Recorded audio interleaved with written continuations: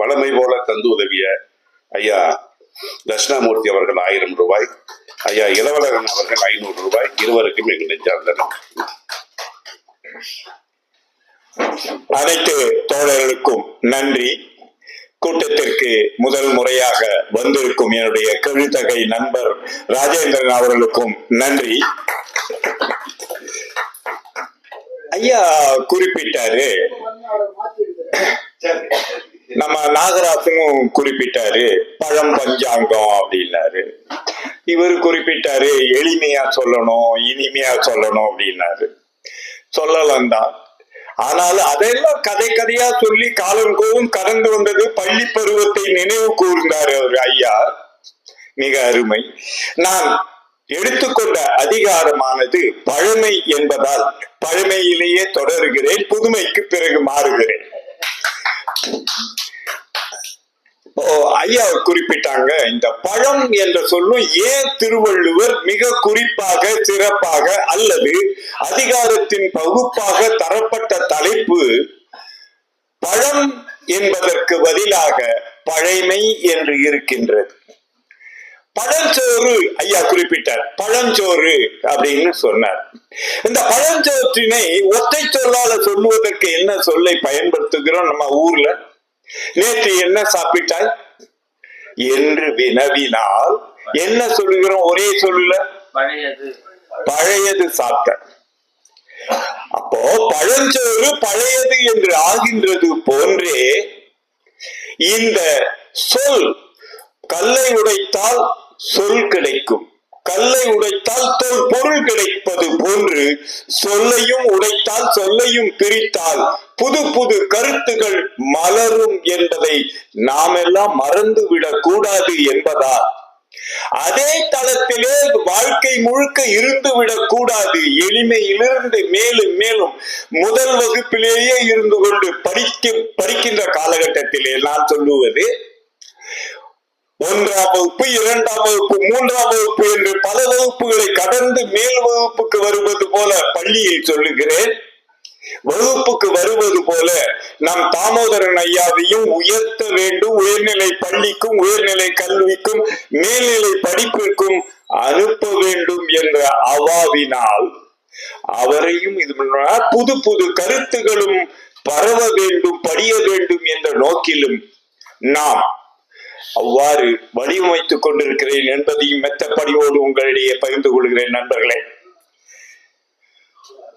சரி, இந்த சொல் ஏன் சொல்லை பற்றி சொல்ல வேண்டும்? எனக்கு மெய்யாகவே அறிவியல் நுட்பம் பயன்படுத்திக் கொள்கிறோம். அந்த அறிவியல் நுட்பத்தால் விளைந்த தொழில்நுட்பத்தையும் நாம் பயன்படுத்திக் கொள்ளுகிறோம். ஒளிர்கின்றது மின்விளக்கு, மின் சாரம் கண்டுபிடித்த பிறகு பயன்படுகின்ற கருவியாக மாறி போனது. குளிரூட்டியில் இருந்து கொண்டிருக்கின்றோம் என்பது போலவே நமக்கு மொழி நுட்பமும் மாபெரும் பயனை நல்கக்கூடியது என்பதை முதலில் நாம் ஒப்புக்கொள்ளத்தான் வேண்டும். தேய்ந்து போன செருப்பையே அல்லது தேய்ந்து போன காலணியையே மாட்டிக்கொண்டு நடப்பதை விடுத்து புது புது காலணிகளை தேர்ந்தெடுத்து அணிந்து கொண்டு வருவது போன்றே புது புது சொற்களையும் புழக்கத்திற்கு கொண்டு வந்து நாம் புழங்கிக் கொண்டு இருந்தோமே. ஆனால் மிக எளிமையாக திருக்குறளையும் புரிந்து கொள்ள முடியும், உணர்ந்து கொள்ள முடியும், தெளிவு கிடைக்கும் தவறாமல் என்பதையும் இங்கே குறிப்பிட விளைகிறேன் நண்பர்களே. இந்த பழமை என்பதற்கு வேறு ஏதேனும் சொல் உண்டா? இந்த தொல்லியலையும் அறிந்து கொள்ளுது. இப்போ தோல் தான் தோலாகுது. தோல் தான் முதல்ல நமக்கு உருவான பகுதி, பாதுகாக்கக்கூடியது. அதனால் தான் அதனை தொல்காப்பியம் என்றும் சொல்லுகின்றோம். தொல் என்பது பாதுகாக்கப்பட்டது என்பதால் தான் இதை தொல்லை தோல் என்றும் சொல்லுகின்றோம்.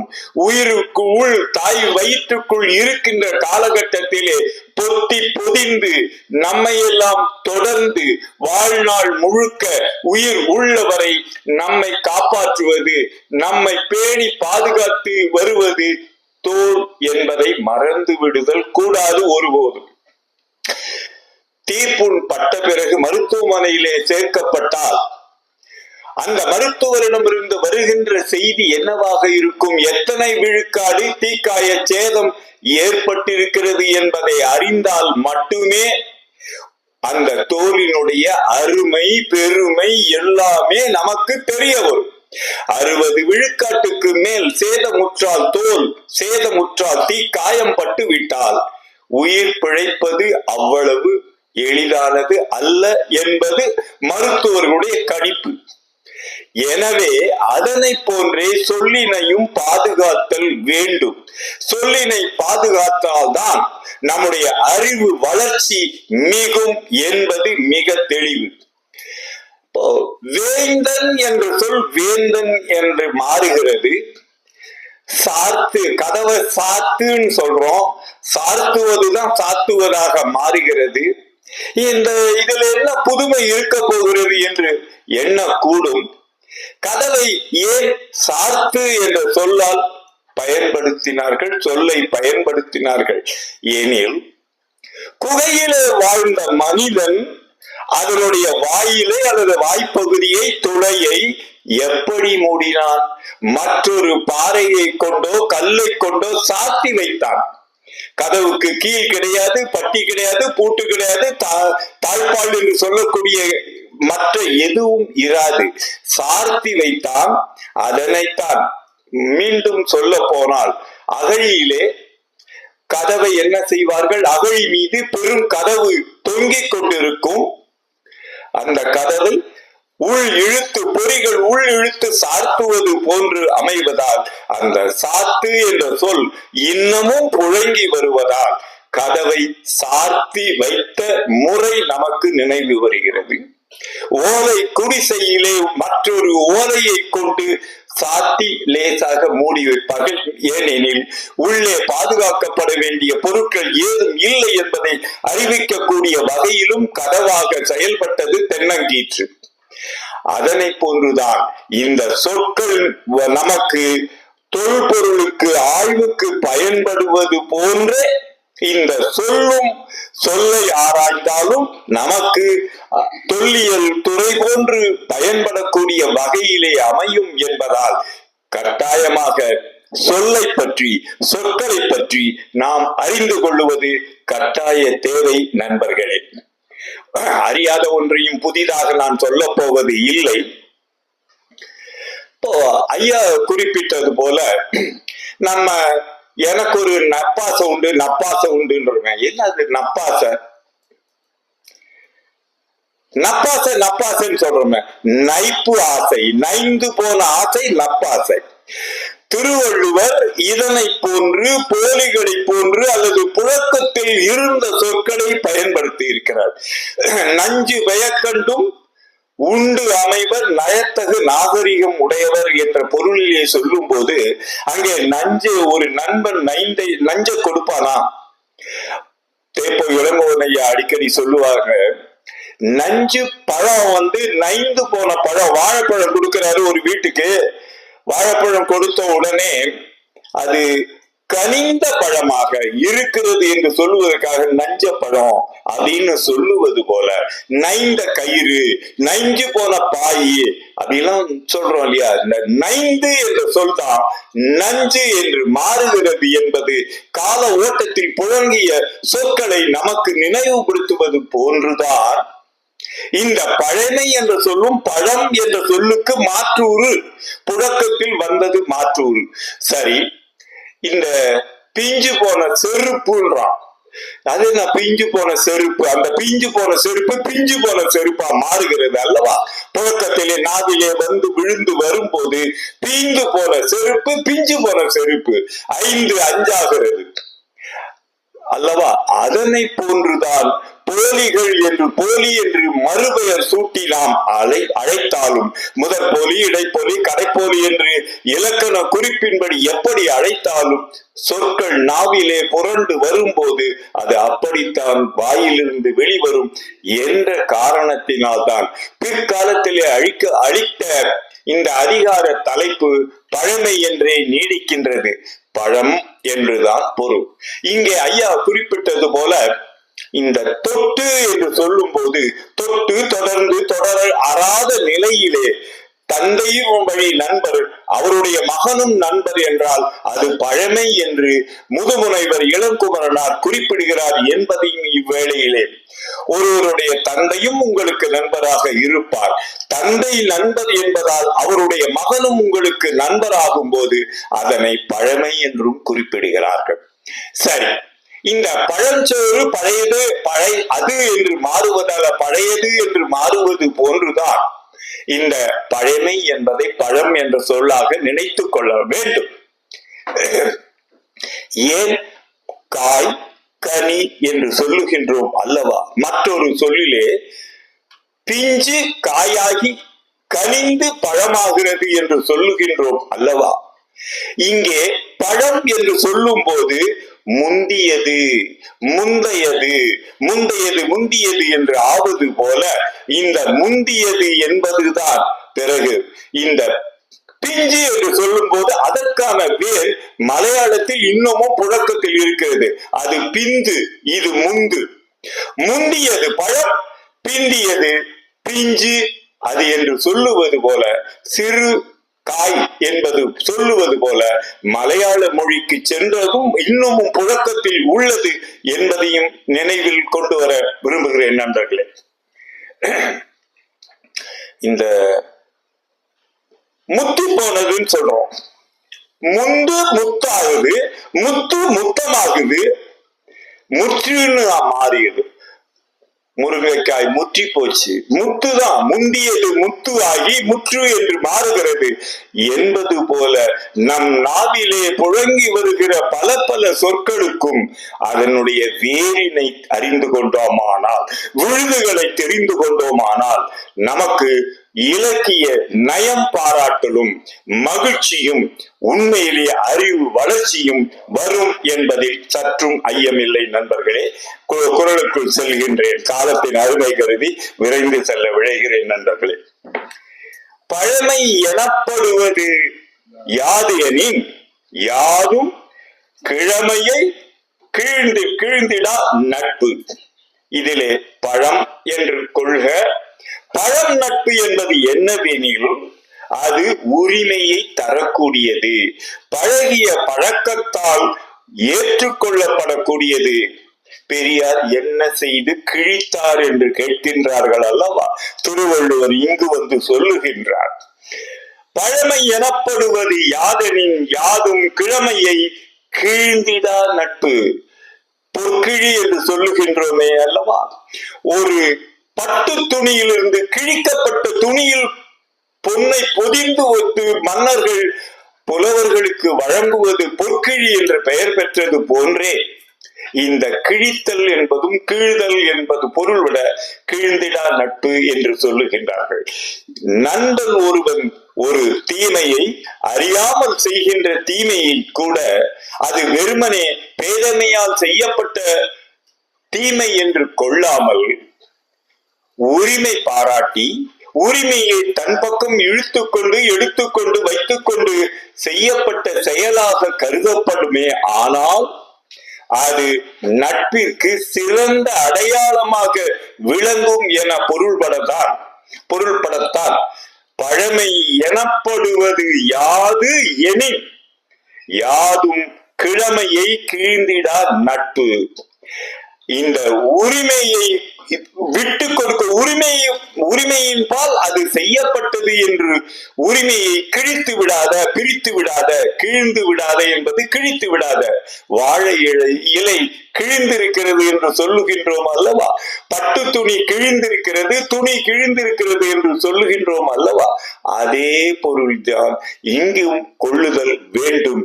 இலை சற்று கிழிந்தால் உண்பதற்கு அப்பகுதியை மாற்றி தலைகீழாக மாற்றிக் கொள்ளுவது போலவே நண்பர்கள் இருவரிடையே நிலவும் நட்பு மெய்யான நட்பாக, உரிமையான நட்பாக இருக்குமே. ஆனால் தலைவர் ஐயா குறிப்பிட்டது போன்று ஒருவர் பொறை இருவர் நட்பு, இருவரிடையே நட்பு நீடிக்க கூடும் எனில் ஒருவர் செய்கின்ற தீமையை பொறுத்து கொள்ளுகின்றதற்கு ஏற்றாற் போலதான் அது நிலைமையானது, நட்பானது தொடர்ந்து நீடித்திடும் என்ற உரிமையை வள்ளுவர் குறிப்பிடுகிறார். அடுத்த குறள். படிப்படியாக இங்க சாத்தனூர் அணைக்கட்டை பலரும் பார்த்திருப்பீர்கள். அங்கே அழகுபடுத்துகின்ற வகையிலே தண்ணீரானது அணையிலிருந்து வெளிப்படுகிற தண்ணீரை ஒரு படிக்கட்டிலே அமைத்து பைய பைய இறங்கிக் கொண்டே வந்து கொண்டிருக்கும். முதற் படிக்கட்டு, அடுத்த படிக்கட்டு. அந்த படிக்கட்டிலே இரவு வேளையிலே ஒளிரச் செய்யக்கூடிய விளக்குகளால் ஒளிப்படுத்தப்படும் போது தண்ணீர் இறங்கி வருகின்ற அழகானது மிக மிக கண்ணுக்கு இனிமை தரக்கூடியதாக அமையும், கருத்தை கவரும் வகையிலும் கவர்ச்சியாக அமையும் என்பதும் இங்கு குறிப்பிடத்தகுந்ததாகும். அதனை போன்றுதான் வள்ளுவர் ஒவ்வொரு குறளிலும் ஒவ்வொரு கருத்தை, தேன் துளியை அமைத்திருக்கிறார் என்பதையெல்லாம் எண்ணி அதனை படித்து பார்த்து மகிழ்ந்திடும் வேளையிலே வெறும் மனனத்திற்காக கருதாமல், வெறும் படிப்பதற்காக கருதாமல் நாம் பயன்படுத்திக் கொள்ள வேண்டும் என்ற வகையில்தான் வாழ்வியல் சிந்தனைகள் போன்று வாழ்வியல் கருத்துகளாக, வாழ்வியல் இலக்கியங்களாக, இலக்கணங்களாக நமக்கு இவற்றையெல்லாம் வகுத்தும் தொகுத்தும் பகுத்தும் திருவள்ளுவர் நமக்கெல்லாம் தந்து சென்றிருக்கிறார் என்பதை மகிழ்வோடு தமிழர்கள் ஏற்று பயன்படுத்திக் கொள்ளுதல் வேண்டும், வாழ்க்கையில் பயன்படுத்திக் கொள்ளுதல் வேண்டும்.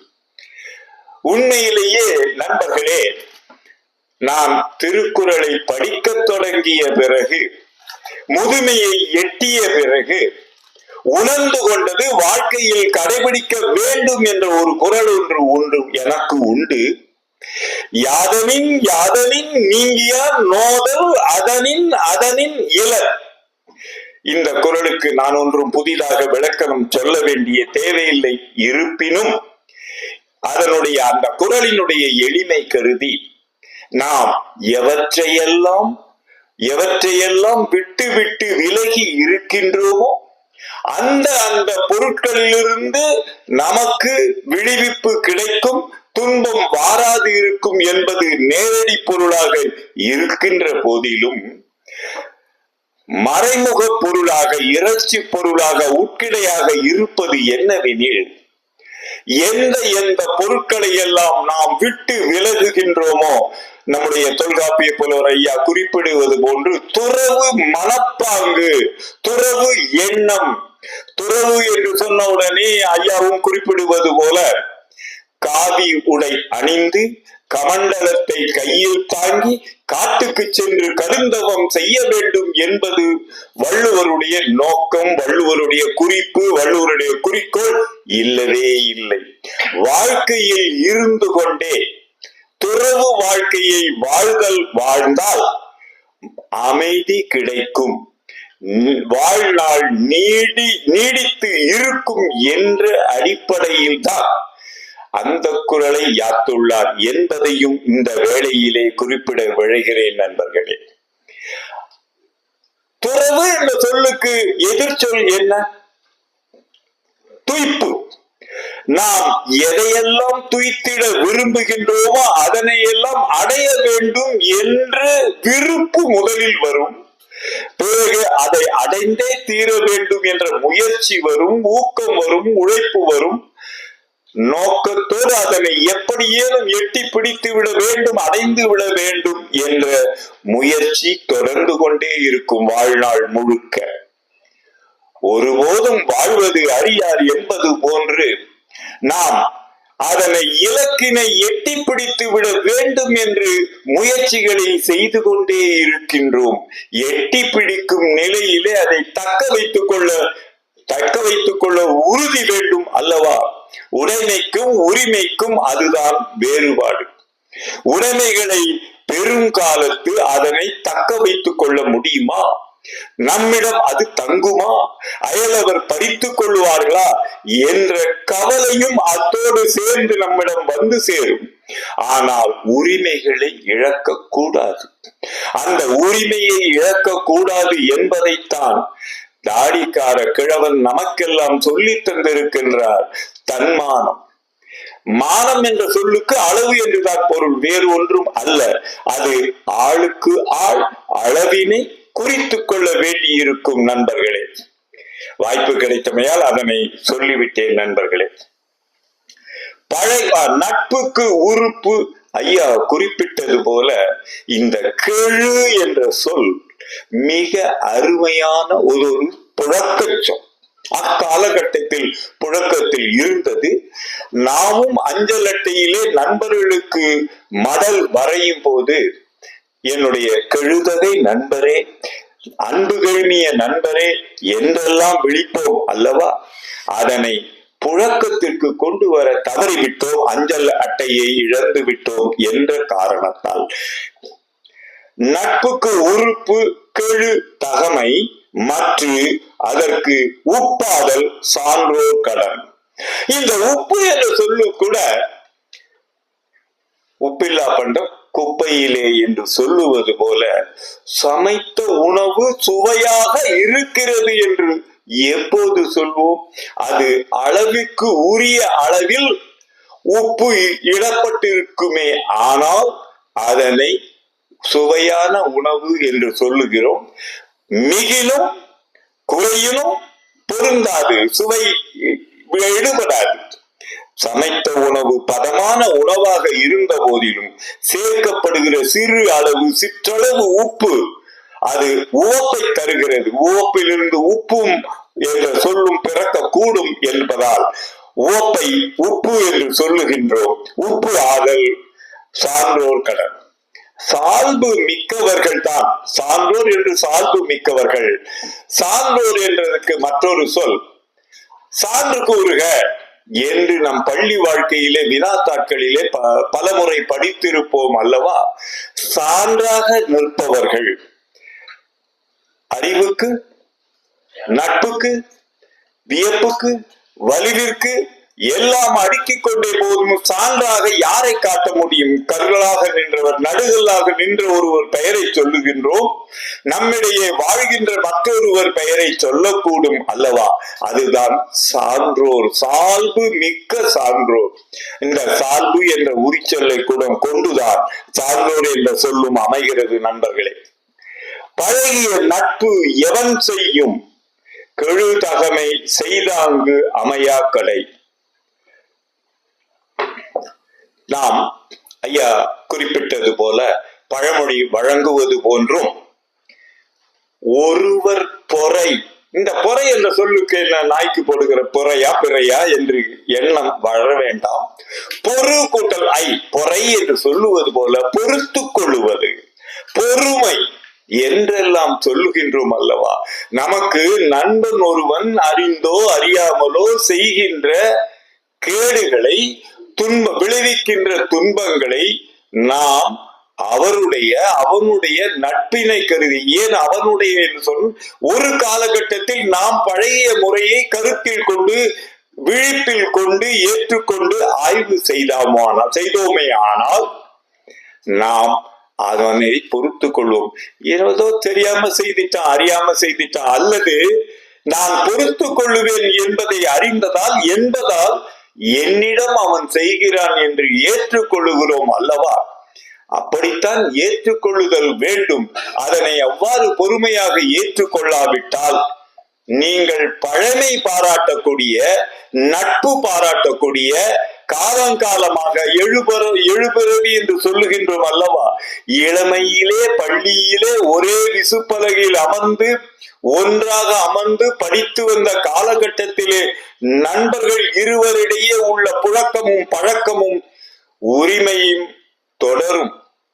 என்ன அளவுக்கு முற்றினாலும், ஒரு சிறு எடுத்துக்காட்டு, இப்போது இங்கு உள்ளவர்கள் ஒருவரை ஒருவர் வாடா போடா என்று சொல்ல இயலாத நட்பு பாராட்டக்கூடிய அளவில் இருப்போம். ஆனால் பள்ளியிலே நம்மோடு படித்தவன் நண்பனை வாடா போடா என்று சொல்லுகின்றோம் அல்லவா? அந்த வாடா போடா என்று உங்களில் ஒருவரை வேறொருவர் இப்போது சொன்னால் சினம் தலைக்கு ஏறிவிடும். ஆனால் உங்களுடைய பழைய நண்பன், பள்ளியிலே உங்களோடு படித்த நண்பன் அதனை சொல்லும் போது ஒரு குளிர்ச்சியாகவும் இருக்கிறது என்பதுதான் விந்தை நண்பர்களே.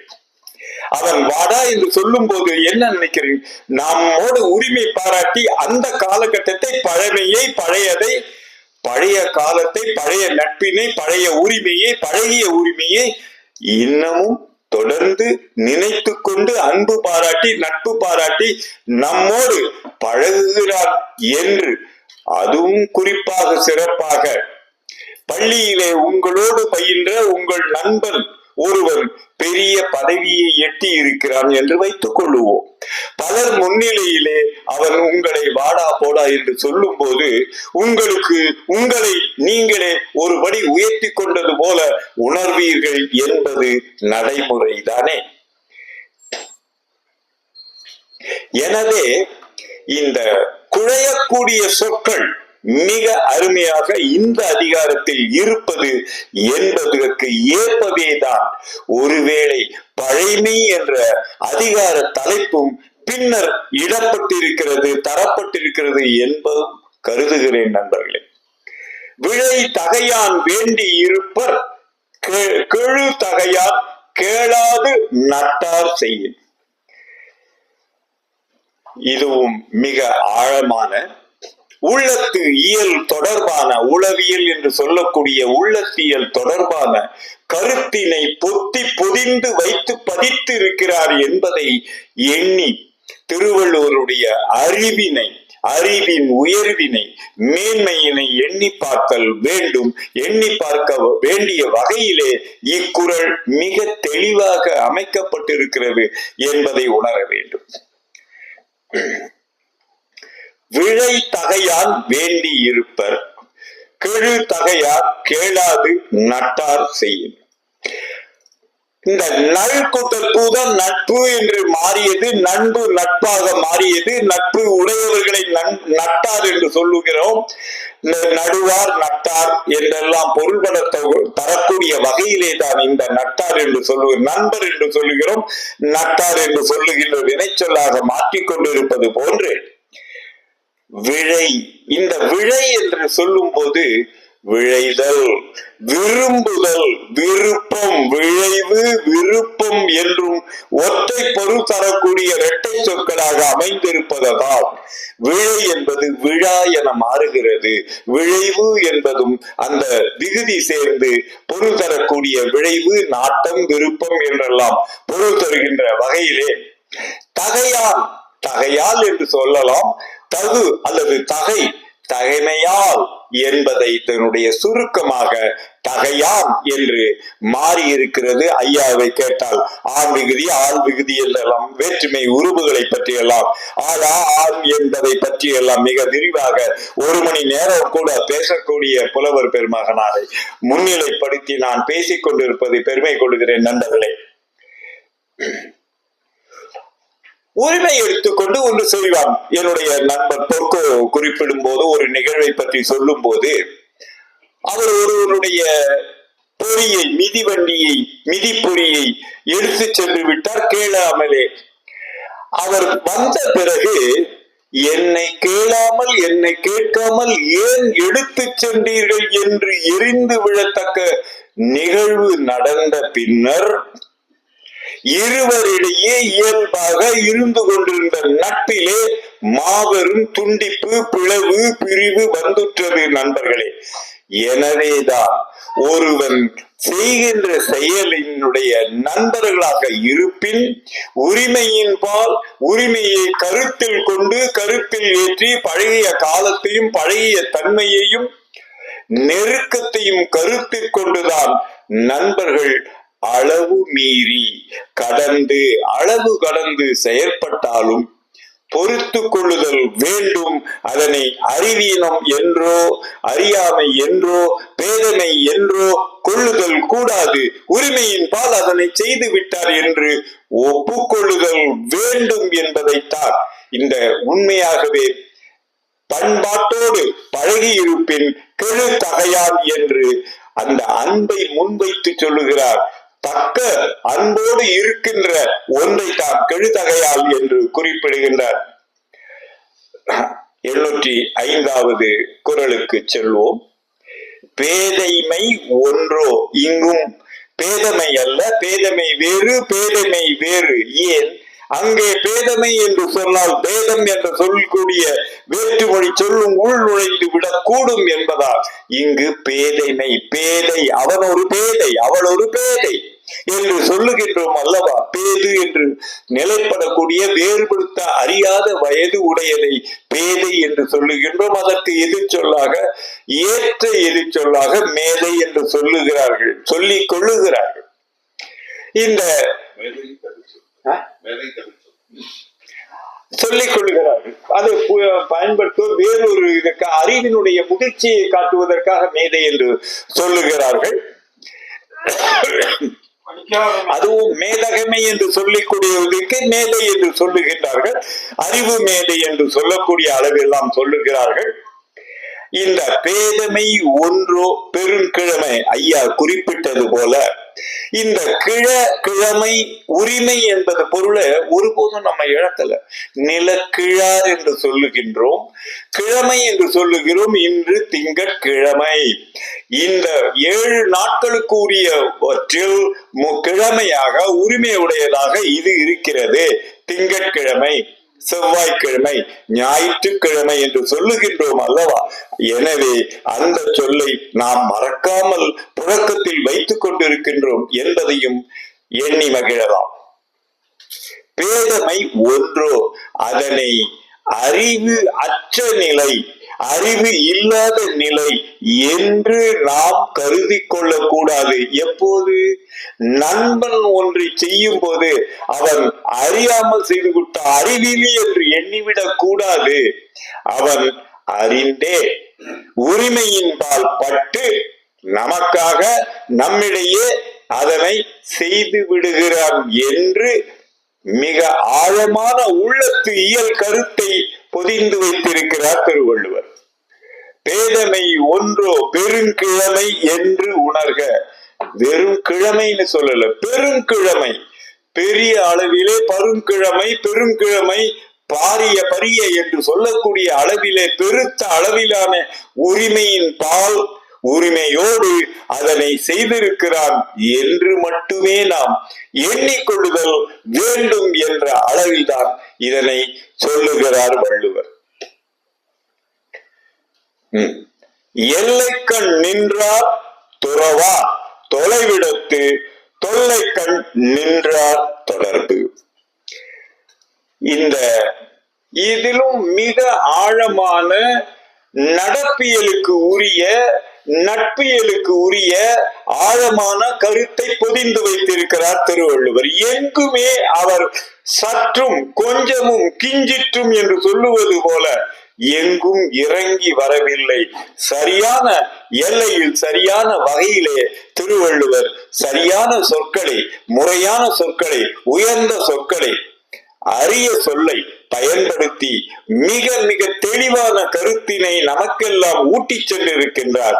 நாம் மறந்து விடுதல் ஒருபோதும் கூடாது நண்பர்களே. எல்லைக்கண் நின்றார் துறவா, தொலைவிடத்தும் தொல்லைக்கண் நின்றார் தொடர்பு. இத முதல்ல இப்படி எடுத்துப்போம்.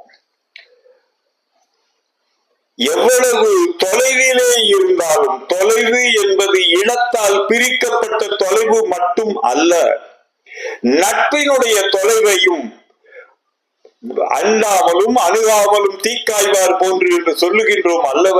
நெருக்கம் பாராட்டாமலும் தள்ளி நிற்காமலும், தள்ளி நிற்பதாக உணராத வகையிலும், நெருங்கி கிடப்பதாக, நெருங்கி இருப்பதாக பிறர் அறிந்து கொள்ளாத வகையிலும் பாராட்டப்பட்டாலும் சொல்லப்பட்டாலும் அவர் உரிய நேரத்திலே எல்லைக்கண் நின்றார் தொடர்பு என்று சொல்லும் போது நமக்கு அவர் ஓடி வந்து, நம்மை நாடி வந்து, நாம் அழைக்காமலே வந்து ஓடி வந்து உதவிய எல்லையை கண் நின்று கொண்டு பார்த்தோமானால் அவருடைய உறவினை, நட்பு உறவினை விடமாட்டோம் என்பதை விடக்கூடாது என்பதையும் வள்ளுவர் இதிலே வலியுறுத்துகிறார். ஆழமான நட்பு இழப்பில் துணை நின்ற தொடர்பை என்றும் நீங்காது. மற்றவர்களுக்கெல்லாம் வெளிப்படையாக இரு நண்பர்களுக்கு இடையே நிலவும் நட்புரிமை முழுமையாக வெளித்தெரியாது. ஒரு காலகட்டத்தில் உற்ற வேளையில் தேவைப்பட்ட காலகட்டத்தில் தேவைப்பட்ட உதவியை செய்த ஒரு நண்பனை, ஒரு நட்பினை ஒருபோதும் நாம் எவ்வளவு தொலைவு சென்றாலும் மறந்து விடுதல் கூடாது. அதனை ஆங்கிலத்திலே கூட ஒன்றை சொல்லுவார்கள், distance may depart friends but not the friendship. எவ்வளவு தொலைவு இடைவெளியில், கால இடைவெளி அல்லது இடைவெளி என்று சொல்லப்பட்டதால் பிரிக்கப்பட்ட போதிலும் ஒரு நண்பன் உற்ற வேளையில் தேவைப்பட்ட காலகட்டத்தில் தேவைப்பட்ட உதவியினை செய்தவனை மறந்து விடாமல் நட்பு நிலையை, அந்த ஃப்ரெண்ட்ஷிப் என்று சொல்லக்கூடிய கப்பலை மூழ்க விடாமல் காப்பாற்றக்கூடிய அளவிலே இருத்தல் வேண்டும் என்பதை இந்த குறளிலே வலியுறுத்துகிறார் வள்ளுவர். அழிவந்த செய்யினும் அன்பு அறார், அன்பின் வழிவந்த கேள்மையவர்.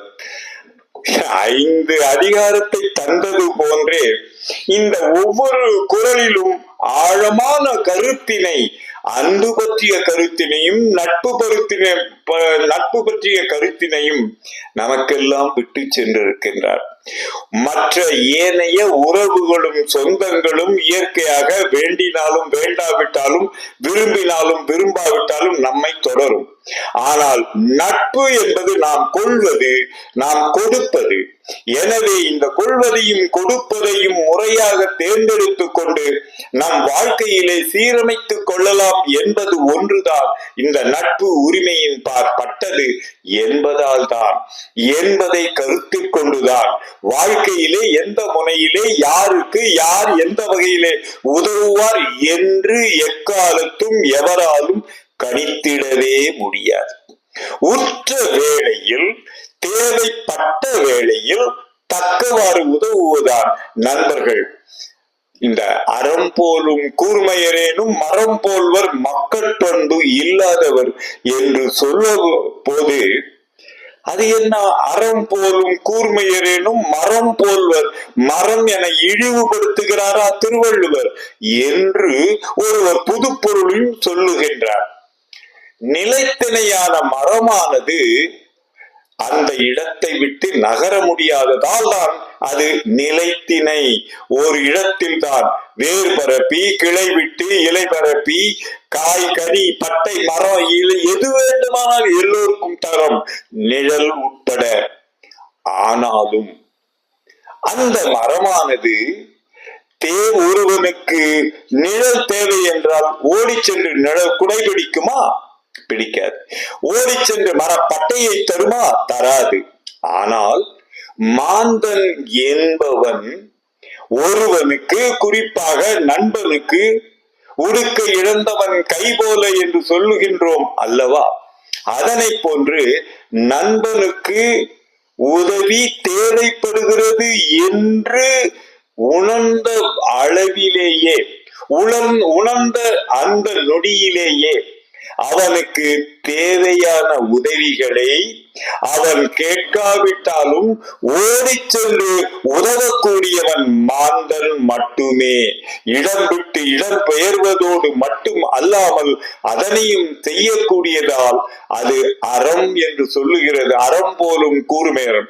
இந்த அறிவானது கூர்மையான கத்தி போன்ற, அறம் போன்ற, ரம்பம் போன்ற அறிவு இருந்தாலும் இந்த மக்கள் பண்பு என்பது இல்லாவிட்டால் என்ன பயன்? மரத்துக்கு சமம் என்று அந்த அளவில் மட்டும்தான் வள்ளுவர் குறிப்பிடுகிறார். மாந்தன் என்பவன் யாருக்கு எந்த அளவிற்கு உதவி தேவையோ கண்ட மாத்திரத்திலே, கேட்ட மாத்திரத்திலே, பார்த்த மாத்திரத்திலே என்று சொல்லக்கூடிய வகையிலே, ஓடி சென்று உதவக்கூடிய வகையிலே இரு கால்களையும் பெற்றிருக்கிறார் நண்பர்களே.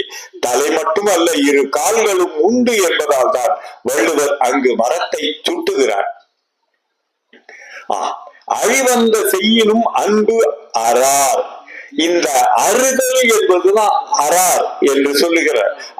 அற்று போகாத ஒன்று அல்லது அருந்து போகாத ஒன்று, தொடர்பு உற்ற ஒன்று, தொடர்பு இருந்து கொண்டிருக்கின்ற ஒன்றாக இருக்கும் அன்பு அறார்.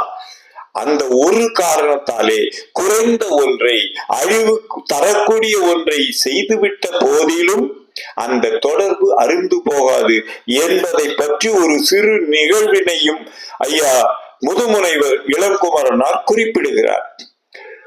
நண்பனுடைய மகனை ஆற்றிற்கு குளிப்பதற்காக போகிறார் நண்பர். தன்னுடைய நண்பருடைய மகனும் அடம் பிடிக்கின்றான். நானும் ஆற்றில் குளிப்பதற்கு வருகிறேன் என்று சொல்லுகின்றார்.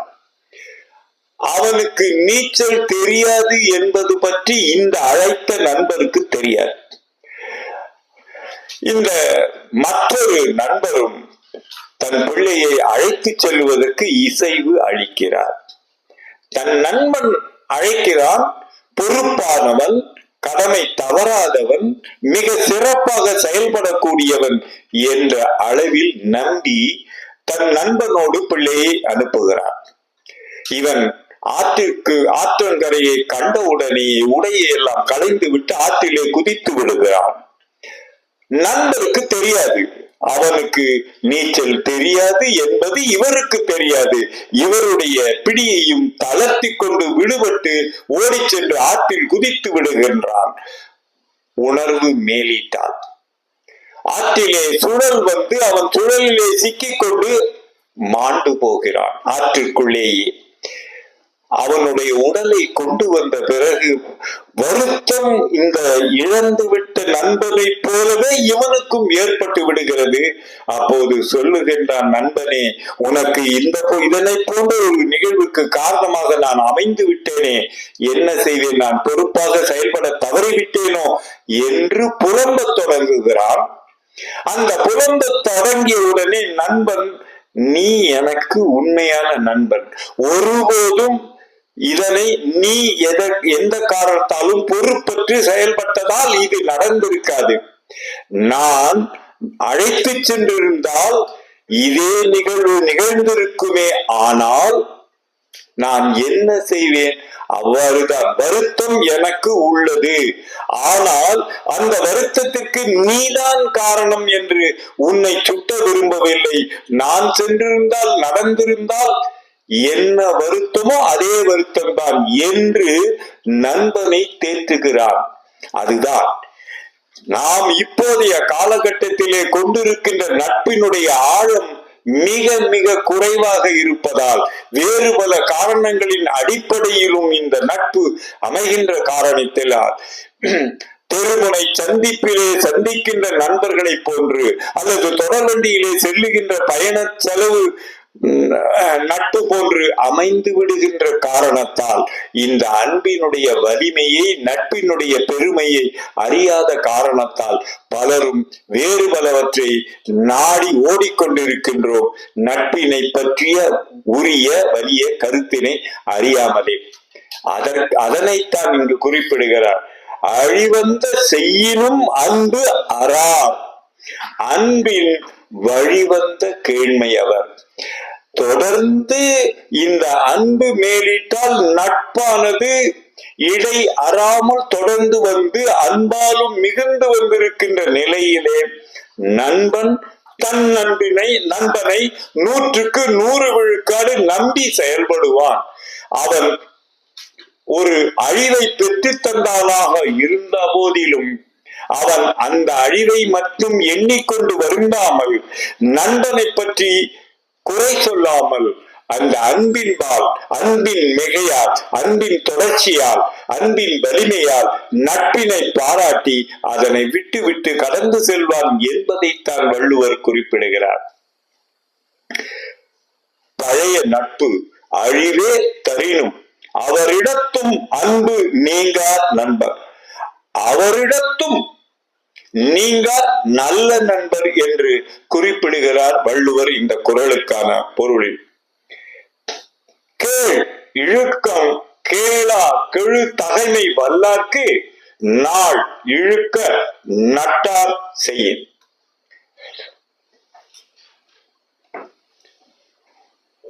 அதாவது என்னுடைய நண்பர் பொற்கோ சொன்னது போல ஒரு நிகழ்வை பற்றி குறித்தது போன்று இந்த கேளாமல் ஒன்றை செய்து விட்டான், கேட்காமல் ஒன்று செய்து விட்டான். ஒரு தொடரையோ ஒரு மிதிவண்டியை என்று வைத்துக் கொள்வோம், மிதிப்பொறி என்று வைத்துக் கொள்வோம், அல்லது மகிழ்ந்து ஒன்றை நான் வைத்திருக்கிறேன், என் நண்பர் ஒருவர் எடுத்து செல்கிறார் என்று சொல்லுவோம். இப்போது மணி 7:50, நான் வெளிச்செல்ல வேண்டும் என்று நினைத்து கொண்டு மகிழுந்திலே செல்லலாம் என்று கருதி கொண்டு இருந்த வேளையிலே என் நண்பர் உரிமையின் பால் என் வீட்டிற்குள் வந்து மகிழுந்தினுடைய திறவினை எடுத்து சென்று மகிழுந்தினை எடுத்து சென்று விடுகிறார். நான் வந்து பார்க்கிறேன், மகிழுந்தை காணோம், திறவினையும் காணோம். எனவே எப்படி என் நண்பர் என்னை கேட்காமல், என்னிடம் இருந்து இசைவு பெறாமல், என்னுடைய இசைவை பெறாமல் எனக்கு தேவைப்படுமா தேவைப்படாதா என்பதை கூட அறிந்து கொள்ளாமல், கேட்டு தெரிந்து கொள்ளாமல் மகிழுந்தினை எடுத்து சென்று விட்டாரே, எனக்கு பயன்படவில்லையே, என் பொருள் எனக்கு பயன்படவில்லையே, என் உடமை எனக்கு பயன்படவில்லையே என்றெல்லாம் வருத்தம் பாராட்டாமல் நண்பனுக்கு தேவைப்பட்டிருக்கிறது. இது போன்று பலமுறை தந்திருக்கின்றோம். அதே உரிமையினை கருத்தில் கொண்டு அவர் சென்றிருக்க கூடும். அவருக்கு இது போன்று தேவையும் ஏற்பட்டிருக்க கூடும் என்பதால் மட்டுமே எடுத்து சென்றிருக்கிறார் என்று அமைதி கொள்ளுதல் வேண்டும் என்பதைத்தான் இந்த குறளின் வழியாக வலியுறுத்துகிறார் வள்ளுவர். கேள் இழுக்கம் கேளா கெழுத்தகமை. ஒவ்வொரு உரிச்சொல்லையும் முன் நிறுத்தி அதனுடைய வலிமையை கூட்டிக் கொண்டே போகின்றார் வள்ளுவர். குறை கேளா உரிமை, நீ ஏன் இதை செய்தாய் என்று நான் அவரை வினவ மாட்டேன் என்ற உரிமையை கருத்தில் கொண்டு அதனை செய்து விட்டார். எனவே அதனை பொருட்படுத்தாது, அந்த குறையை பொருட்படுத்தாது, கேட்காமல் வினவி அவருக்கு துன்பம் தராமல் அவரும் வருத்தப்பட்டிருக்க கூடும். நண்பருக்கு தேவைப்படுகின்ற வேளையிலே நாம் எடுத்து சென்று பயன்படுத்தி விட்டோமே என்று வருந்தக்கூடும் என்ற அளவிலே அதனை குத்தி காட்டாமல், குறை கேட்காமல் வாழ்க்கக்கூடிய நட்பினை தொடரக்கூடிய வகைக்குத்தான் கேள் இழுக்கம் கேளா கெழுதமாய். கெழுத்தகைமை, தகைமை வல்லார்க்கு நாள் இழுக்க நட்டார் செய்யின். நாள் இழுக்க என்பது என்ன? நாள் இழுக்க நாட்பட்ட நெடுங்கால தொடர்பு உடைய நண்பர்களிடம்தான் இதனை நடத்த முடியும். நேற்று பழகி இன்று நட்பு கொண்டவரிடம் இதனை எல்லாம் கொள்ளக்கூடாது. நாள் இழுக்க என்பது நாட்பட்டன்னு சொல்லுவான். நாட்பட்ட புண், நாட்பட்ட காயம் என்றெல்லாம் சொல்லுகின்றோம் அல்லவா? நாள்பட்ட, பல நாள் பட்ட. இந்த இலக்கணமும் நமக்கு கொஞ்சமேனும் தெரிதல் தேவைதான். இலக்கணம் தேவையில்லை என்றாலும் பிழை இல்லை என்று நாம் ஒருபோதும் கடந்து சென்று விடுதல் கூடவே கூடாது. அப்போதுதான் பொருள் விளங்கக்கூடிய அளவிலே அமையும். நண்பர் ஒருவர் ஆண்டினுடைய பெயர்களை சுட்டி அதனை ஆங்கிலத்திலே குறிப்பிட்டு இந்த மாதத்திற்கு இந்த ஆண்டுகளுக்கு என்ன பொருள் என்று கேட்டார். அதனை ஆங்கிலத்திலே குறிப்பிட்டதனால் அந்த சொற்களுக்குள் ZH என்ற எழுத்துகள் இடம்பெற்றிருந்தன. அவரால் அதனை படித்து ZH என்பது ழ என்ற சிறப்பு எழுத்துக்கு மாற்றாக, தமிழின் சிறப்பு எழுத்துக்கு மாற்றாக ZH என்று பதியப்படுகிறது என்பதை அவர் அறிய மாட்டார். அதனால் அந்த வினாவினை என்னிடம் எழுப்பினார். ஏதோ நமக்கும் சிக்கல் தரக்கூடிய வினாவாக அமைந்து விடுமோ என்று நான் கொஞ்சம் அஞ்சத்தான் செய்தேன். ஆனால் அவருடைய குறையானது, அவருடைய ஏன் இதனை அவர் எளிதாக புரிந்து கொள்ளவில்லை என்பது சொன்ன பிறகு அவரும் அதனை ஒப்புக்கொண்டார். நண்பர்களே, அதனை போன்று குறையை கேட்கக்கூடாது, நாம் நட்பு பாராட்டி ஏற்றுக்கொள்ளுதல் வேண்டும் என்ற அளவிலே இலக்கணத்தை பற்றியும் தெரிதல் வேண்டும். நம்முடைய புலவர் பெருமகன் படித்து படித்து சொல்வார், இலக்கணத்தை கற்றுக்கொள்ளுங்கள், இதனை செய்து கொள்ளுங்கள், யாப்பினை கற்றுக்கொள்ளுங்கள், பாயற்ற கற்றுக்கொள்ளுங்கள், நானும் தலையால் தண்ணி குடித்து பார்த்துவேன் என்று திருவிளையாடலில் சொல்லுவது போன்று பலமுறை முயன்று வருகிறேன், இன்னும் முயல்வேன், முயற்சியை தொடர்வேன் என்று சொல்லிக் கொள்கிறேன். இந்த வேளையிலே இந்த கெடா என்று சொல்லும் போது ஒரு இலக்கண குறிப்பு அளபடை என்று சொல்லுகின்றோம். தமிழ் எழுத்துக்களிலே உள்ள குறில் நெடில், நெடிலுக்கும் பிறகு நீட்டிக்க வேண்டுமானால் மாத்திரை கூடும். மாத்திரை என்று சொல்லும் போது அது என்ன மாத்திரை, ஏன் அதற்கு பெயர் மாத்திரை? இன்னும் சொல்ல போனால் ஆங்கிலத்தில் கூட நீங்கள் மீட்டர் என்று சொல்லுகிறீர்கள் அல்லவா, அந்த மீட்டர் என்ற சொல் கூட மாத்திரை என்ற சொல்லில் இருந்துதான் கிளர்ந்தது, கிடைத்தது என்பால் வியப்பு அடையத்தான் செய்வீர்கள். பெரும்பாலானோருக்கு பிள்ளைகளை பெற்ற பெண்மணிகளுக்கு அறிவார்கள், அக்காலகட்டத்திலே தஞ்சாவூர் மாத்திரை என்பது பெயர் போனது. அந்த மாத்திரைகள் உருண்டை அளவிலே இருக்கும், இப்போது போன்று தட்டையாக ஆக்கப்பட்ட பொறியிலே செய்யப்பட்டவை அல்ல. அதிலே அந்த மருத்துவர் சொல்லுவார், காலையில் 2 உருண்டை, மாலையில் 2 உருண்டை, சாப்பாட்டுக்கு முன் சாப்பாட்டுக்கு பின் நெய்யோடு சேர்க்க வேண்டும், தேனோடு சேர்க்க வேண்டும் என்றெல்லாம் விளக்கம் சொல்லுவார். அங்கு மாத்திரை என்பது அந்த பொருளை, மருந்தினை குறிப்பிடவில்லை, அளவினை குறிப்பிடுகிறது என்பதால் தான் இந்த மாத்திரைக்கும் அளவுகோலை வைத்தவன் தமிழன் என்பதால் கை நொடிக்கும் நேரமோ கண்ணிமைக்கும் நேரமோ என்று ஒலிக்கு கூட ஒரு நேரத்தை பொதிந்தவன், வரையறுத்தவன், வரையறுத்தவன் தமிழன் என்பதை மறந்து விடாமல் எண்ணி திருக்குறளையும் சேர்த்து படித்து அதனுடைய பொருள் உணர்ந்து நம் வாழ்க்கையிலே பயன்படுத்தி வாழ்வியலிலே மேம்படலாம். கெடா வழிவந்த கேண்மையார், கெடா என்று சொல்லும் போது, கெட்டு போகாத என்று சொல்லும் போது இடையிலே நட்பு கெட்டு போகாமல், விட்டு போகாமல் என்பதைத்தான் கெட்டு போகாமல் கெடா என்று அளபடையாக இந்த நெடில் ஜா என்ற நெடில் மீண்டும் ஒரு மாத்திரையை கூட்டுதல் வேண்டும், மீண்டும் இந்த 2 மாத்திரைக்கு மேலாக கூட்டுதல் வேண்டும் என்றதால் கெடா என்று ஒரு ஆ இருக்கிறது. அதனை படிக்க தவறுபவர்களுக்கு பொருள் விளங்காத நிலை ஏற்படக்கூடும். ஒரே ஒரு மணித்துளியிலே முடித்து விடுகிறேன் நண்பர்களே. விழையார் விழையப்படுவர் பழையார்கண் பண்பு தலைப்பெரியா சொல். இந்த பகுப்பு முறைகளும் புணர்ச்சி விதிகளும் நமக்கு புதுமையாக இருப்பன போல தோற்றினும் புலவரையா குறிப்பிடுவது போல தமிழ் இலக்கணத்தை பொறுத்த அளவில் சிறப்பாக, குறிப்பாக, எளிதாக நம் வாயில் இருக்கிறது.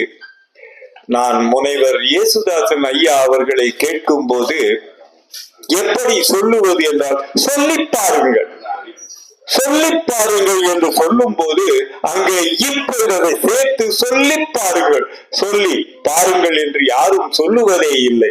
சொல்லி பாருங்கள் என்று சொல்லுவது போல இலக்கணத்தையும், எளிமையான இலக்கணத்தையும் நாம் கற்று தேர்ந்தால் திருக்குறள் படிப்பதும் அதனுடைய பொருள் உணர்ந்து கொள்ளுவதும் மிக மிக எளிதாகவே அமைந்துவிடும். திருக்குறளை நாம் படிக்க தவறிவிட்டு வேறு பல நூல்களை, வேறு என்ன நூல்களை எல்லாம் படித்து கற்று தேர்ந்து நடைமுறையில் கடைபிடித்தால் கூட நம்ம வாழ்வியலுக்கு கடைசி வரை துணை வராதனவே பல வரக்கூடிய ஒன்று திருக்குறள் என்பது நாம் உணர்ந்து கொண்டோமே. ஆனால் ஒவ்வொருவர் வீட்டிலும், ஒவ்வொருவர் கையிலும், ஒவ்வொருவர் பையிலும் திருக்குறள் இருத்தல் வேண்டும் என்பதை வள்ளுவர் நமக்கெல்லாம் விட்டு சென்ற கருவூலமாக, களஞ்சியமாக எண்ணிக்கொள்ளுதல் வேண்டும். விழையார் விழையப்படுவர் பழையார்கண் பண்பு தலைப்பிரியாதா. இங்கே நண்பர்களிடையே விழைப யார் விரும்புவார்களாம்? நண்பனுக்கு நண்பன் விழைபவர்கள். இவனை அவன் விரும்புவான், அவனை இவன் விரும்புவான். சரி, இந்த இரு நண்பர்களை பார்த்து அவர்களுடைய பகைவர்களும் கூட இப்படி நட்பு நீடிக்கின்றதே என்று பகைவர்களும் இந்த நண்பர்களை விரும்புவார்கள் அல்லது 4 பேரிடையே சொல்லுவார்கள், பெருமை பேசுவார்கள் என்ற அளவிலே எனக்கு இந்த வாய்ப்பினை நல்கிய அனைத்து உள்ளங்களுக்கும் நன்றி பாராட்டி விடைபெறுகிறேன். நன்றி, பல பல.